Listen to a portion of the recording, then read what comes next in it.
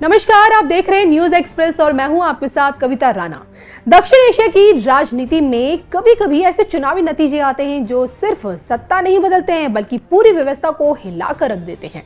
नेपाल से आ रहे चुनावी रुझान कुछ ऐसे ही हैं। काठमांडू से लेकर दिल्ली और बीजिंग तक हर जगह एक ही सवाल गूंज रहा है कि क्या नेपाल की राजनीति में सचमुच एक राजनीतिक भूकंप आ गया है, क्योंकि शुरुआती मतगणना के रुझानों में नेपाल की दशकों पुरानी राजनीतिक व्यवस्था को उलटकर रख दिया है। जहां कभी सोचे नेपाली कांग्रेस और कम्युनिस्ट पार्टियां सत्ता की सबसे मजबूत दावेदार मानी जाती थी, वहीं इस बार एक नई पार्टी राष्ट्रीय स्वतंत्र पार्टी यानी कि आरएसपी ने सबको चौंका कर रख दिया है। पत्रकार से नेता बने रवि लामिछाने के नेतृत्व में ये पार्टी 275 सीटों वाली प्रतिनिधि सभा में करीब 108 सीटों पर आगे चल रही है, जबकि दशकों से नेपाल की राजनीति पर कब्जा जमाए बैठी दो बड़ी पार्टियां नेपाली कांग्रेस एनसी और सीपीएम यूएमएल सिर्फ 12 सीटों पर सिमटती हुई नजर आई है। वहीं कम्युनिस्ट गठबंधन, जिसे कभी नेपाल की सबसे मजबूत ताकत माना जाता था, वो भी फिलहाल सिर्फ 9 सीटों पर सिमटती हुई दिख रही है। मतलब ये कि चुनाव सिर्फ हार जीत का नहीं है बल्कि पुरानी राजनीति बनाम नई पीढ़ी की लड़ाई बन चुकी है। नेपाल के राजनीतिक विश्लेषकों की माने तो युवा मतदाताओं का गुस्सा नेपाल के इन चुनावी रुझानों की सबसे बड़ी कहानी है। नेपाल की करीब आधी आबादी 30 साल से कम उम्र की है और यही युवा अब पारंपरिक नेताओं से बेहद नाराज दिखाई दे रहे हैं। कारण भी साफ है, नेपाल में लाखों युवा नौकरी के लिए विदेश में काम करने को मजबूर हैं और इसी असंतोष ने रवि लामिछाने और बालेन शाह जैसे नए चेहरे को अचानक राष्ट्रीय राजनीति के केंद्र में लाकर खड़ा कर दिया है और अब युवाओं का गुस्सा रिजल्ट पर दिख रहा है।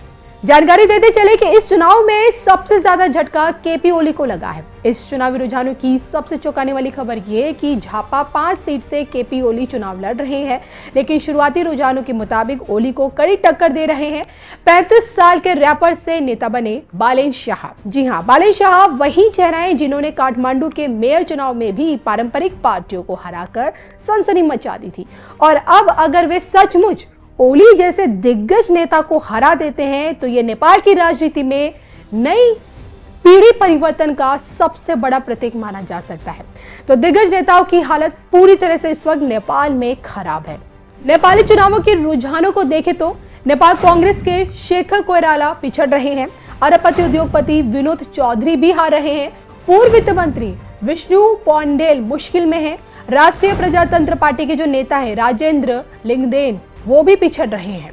इसके साथ ही नेपाल के पूर्व पीएम माधव कुमार नेपाल भी अपनी सीट हार रहे हैं। मतलब ये कि जो नेता दशकों से नेपाल की राजनीति के स्तंभ यानी कि खंबे माने जाते थे, वो अब जनता के गुस्से के सामने कमजोर पड़ते हुए दिख रहे हैं। लेकिन इन सब में एक नाम ऐसा है जो अपनी साख बचाता हुआ नजर आ रहा है। नाम है प्रचंड यानी कि पुष्प कुमार दहल, जो पूर्वी रुकुम सीट से विजय घोषित किए जा चुके हैं। हालांकि देखिए उनकी पार्टी की स्थिति भी बहुत मजबूत तो इस वक्त नेपाल में नजर नहीं आ रही, लेकिन व्यक्तिगत तौर पे प्रचंड की जीत ये संकेत देती है कि नेपाल की राजनीति में अभी भी कुछ पुराने नेताओं ने अपनी पकड़ बनाए हुए हैं।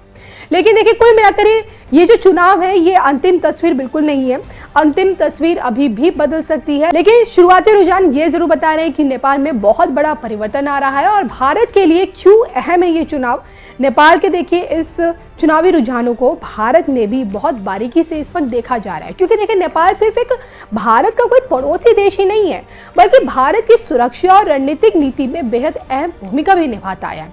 अब देखना ही होगा कि नेपाल में क्या होता है, क्या रिजल्ट, क्या वहां की तस्वीर बदलती किस तरह से और कौन इस बार सत्ता के चेहरे पर काबिज होता नजर आता है। लेकिन रिजल्ट बता रहे हैं कि बालेन शाह के पीएम बनने की संभावना इस वक्त बढ़ती जा रही है।